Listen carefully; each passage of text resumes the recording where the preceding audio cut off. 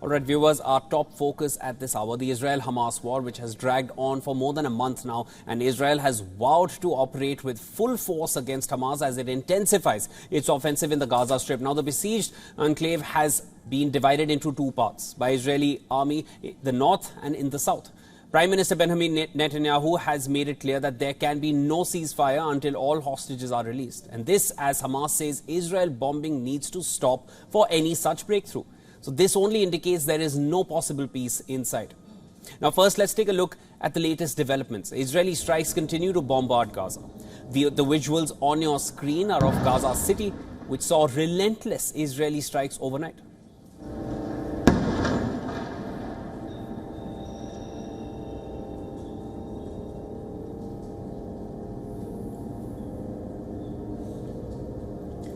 The Israeli army continues to release more footage of combat activity in Gaza. The army says it hit 450 targets at least in the last 24 hours.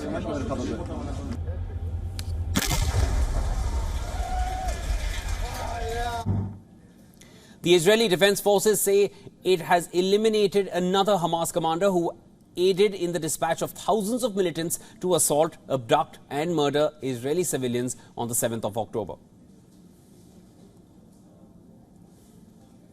While Hamas also releases videos showing its response, the group has released a latest video where it shows militants allegedly firing mortars in Gaza as the war rages on.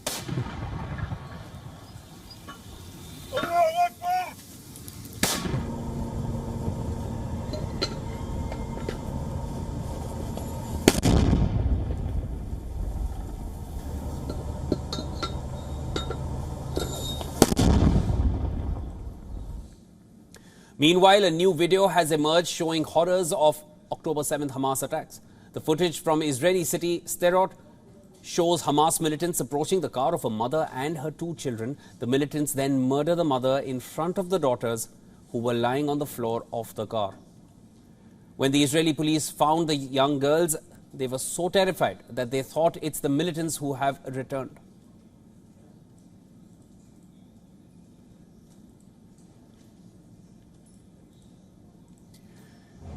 Meanwhile, protests over the Israel-Hamas war have intensified all over the world. A Jewish man has been allegedly killed in an assault by a pro-Palestinian protester in Los Angeles. The deceased has been identified as the 69-year-old Paul Kessler, a pro-Israel protester. Gazans continue to suffer under Israeli bombardment on the other side. Hospitals in Gaza are flooded with those who are injured, and one of the hospitals reportedly saw more than 100 fatalities in a single day. The UN chief says that Gaza is now becoming a graveyard for children. Gaza is becoming a graveyard for children. Hundreds of girls and boys are reportedly being killed or injured every day. More journalists have reportedly been killed over a 4-week period than in any conflict in at least 3 decades. More United Nations aid workers have been killed than in any comparable period in the history of our organization. Hamas has meanwhile claimed that another strike at Gaza's main hospital, the Al-Shifa hospital, has killed 1 and injured many.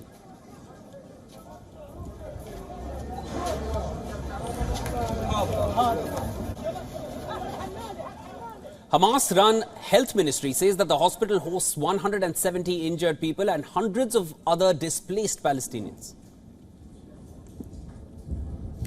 Now, Israeli military says it is unaware of the strike on the hospital. It has accused Hamas of using hospitals to conceal military activity. Hamas has denied the claims on its end.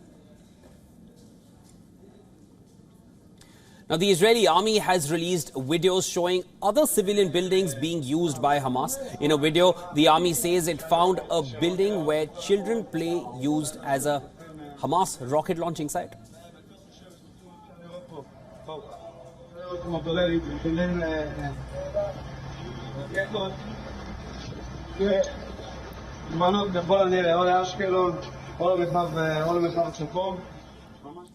Now, it also released a video showing a mosque which turned into a rocket launching compound by Hamas. מכוונים לכיוון צפון, מתוך שטח הארץ, זה החשמל, והחשמל הזה נכנס עד לתוך המבנה הזה, שהוא בעצם מסגד, שממנו מפעילים את הרקטות. Then another video released by the Israeli Prime Ministerial spokesperson show Hamas and Islamic Jihad militants firing at Israel dressed as civilians. Now the IDF accuses that these militants, when killed in Israeli strikes, Hamas publishes information about them as actual innocent civilians.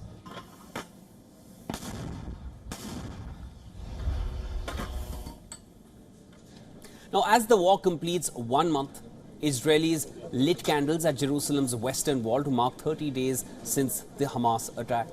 Relatives of those who were killed in the attack mourned the death of their loved ones.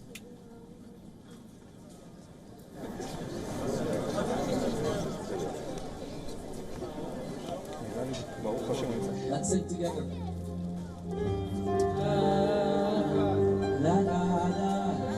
ובסופתך תבהלם. שמיים, משם יקבצך אדוני אלוהיך ומשם... לכל עם ישראל יהיה משהו.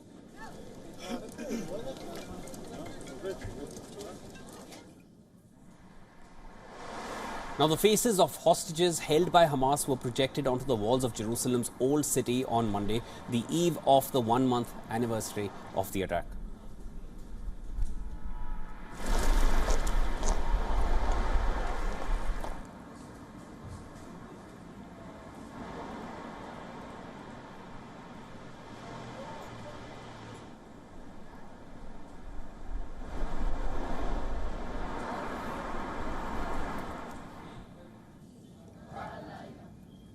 In Tel Aviv, around 100 actors from the National Theatre sat on empty beds to mark the absence of those held hostage by Hamas and also read stories as they grieved and remembered them.